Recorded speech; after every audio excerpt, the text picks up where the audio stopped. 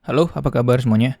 Jadi ada film yang judulnya adalah Barbie, yang merupakan salah satu dari dua film yang bisa dibilang mungkin dalam semingguan kemarin merupakan film-film yang rame banget, yang menarik atensi dari banyak sekali orang. Dan kayaknya untuk film Barbie ini sendiri mungkin bisa dibilang dari segi marketing juga berhasil ya. Karena buat aku pribadi aja sebagai salah satu orang yang kayaknya bukan menjadi target market mereka, tapi aku sendiri penasaran dan tetap ingin nonton filmnya itu kayak gimana. Dan tentu juga sebenarnya karena pengaruh dari para pemeran utamanya ya, yang Barbie diperankan oleh Margot Robbie dan Ken-nya sendiri diperankan oleh Ryan Gosling. Jadi tentu itu juga berpengaruh terhadap keputusanku untuk nonton film ini.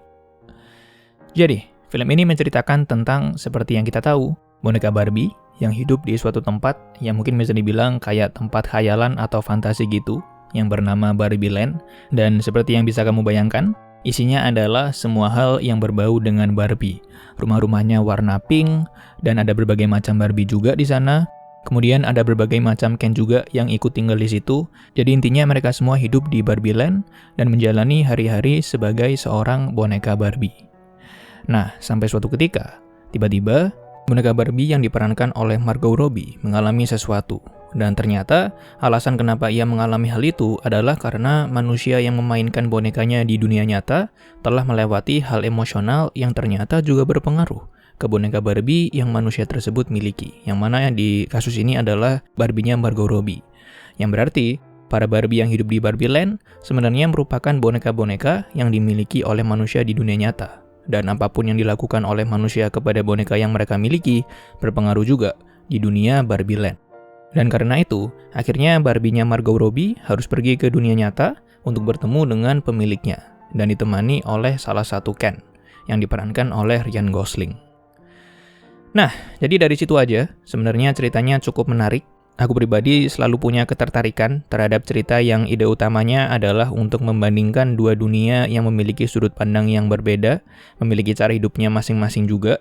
Dan aku selalu menikmati rasa kejut yang dialami oleh karakter-karakternya ketika mereka berpindah dari tempat asal mereka ke tempat yang lain. Karena tentu ideologinya pasti kan beda. Nah, tapi di satu sisi yang lain, karena menyangkut juga dengan ideologi, jadinya film ini secara nggak langsung jadi punya pesan-pesan politik juga di dalamnya. Tentang bagaimana harusnya kita memandang sesuatu, tentang bagaimana idealnya dunia harusnya itu berjalan. Bisa dibilang film ini sangat ingin menyampaikan pesan tersebut. Dan tentu dari sudut pandangnya filmnya ya. Karena kan sebenarnya orang-orang pasti punya sudut pandangnya masing-masing. Jadi untuk masalah ini kayaknya aku kembalikan langsung ke kamu sendiri aja. Cuman aku ingin mengingatkan kalau film ini pesan politiknya banyak banget. Dan bahkan walaupun judul filmnya adalah Barbie, kayaknya kurang cocok juga kalau ditonton oleh anak-anak. Jadi mungkin lebih baik ikutin aja rating dari filmnya, yaitu untuk 13 tahun ke atas. Apalagi kan juga ada beberapa kata-kata yang bisa dibilang frontal lah di film ini. Nah, tapi balik lagi ngomongin pesan yang film ini ingin sampaikan, sebenarnya aku nggak ada masalah. Cuman mungkin satu hal yang aku sayangkan adalah caranya mereka dalam menyampaikan hal tersebut. Karena menurutku caranya berlebihan sekali, terlalu diulang-ulang, dan kesannya dipaksakan banget supaya orang-orang yang nonton jadi setuju terhadap ideologinya di film ini. Dan menurutku pribadi lama-lama jadinya mengganggu. Karena ini persis banget keadaannya dengan kalau misalnya kita meyakini sesuatu, atau menyadari suatu hal yang mungkin baru buat kita, kemudian karena saking percayanya dengan hal tersebut, kita jadi omongin terus-menerus dan berulang-ulang ke teman atau ke keluarga kita. Dan awalnya mungkin mereka mau mendengarkan. Belum tentu langsung setuju, tapi mau mendengarkan lah setidaknya. Nah, tapi kemudian karena kita ulang terus-menerus, teman kita ini kan lama-lama ya akan terasa terganggu gitu kan. Dan kesannya jadinya memaksakan banget. Dan itu adalah hal yang aku rasakan di film ini. Kayak terlalu memaksakan banget supaya ideologi filmnya disetujui gitu. Padahal aku sendiri sebenarnya menikmati banyak sekali hal dari film ini. Kayak misalnya Barbie Land, itu bagus banget, lucu, dan ada perasaan magical atau terasa seperti tempat yang tidak biasa dan menyenangkan. Dari segi desain rumahnya juga disesuaikan dengan mainan rumah-rumahan Barbie.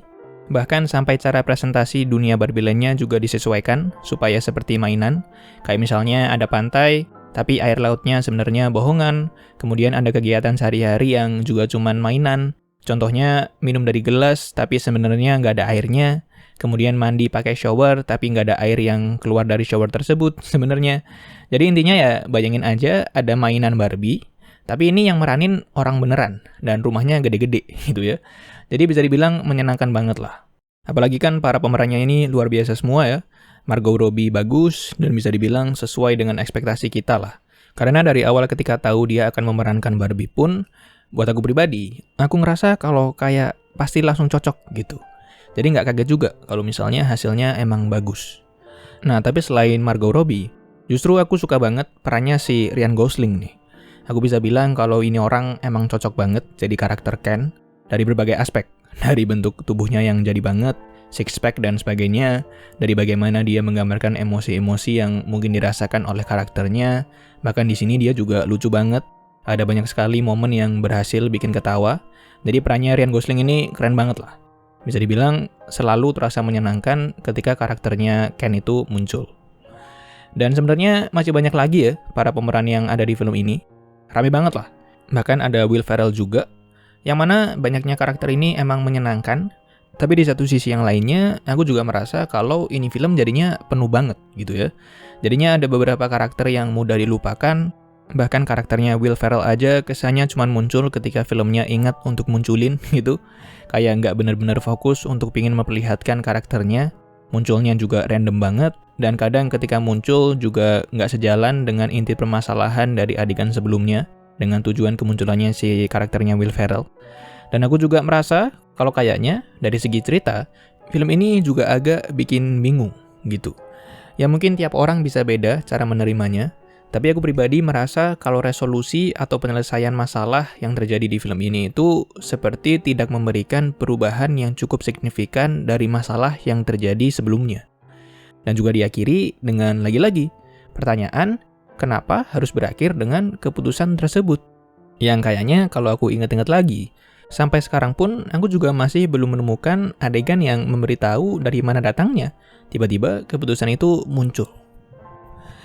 Ya, jadi mungkin secara keseluruhan, ya mungkin karena sebenarnya aku mungkin bukan salah satu target market film ini ya. Jadinya aku kurang menikmati filmnya. Dari segi cerita rasanya penuh banget. Dan kemudian menurutku juga terlalu berlebihan dalam menyampaikan pesan serta ideologi yang filmnya yakini. Tapi aku juga sangat menikmati beberapa aspek dari filmnya. Kayak dunianya itu sendiri, kemudian komedi yang muncul, dan tentu saja kedua pemeran utamanya, Margot Robbie, dan terutama si Ryan Gosling, yang menurutku keren banget. Ya, jadi terima kasih banyak sudah menyempatkan waktunya untuk menonton video ini, dan semoga bahagia selalu semuanya.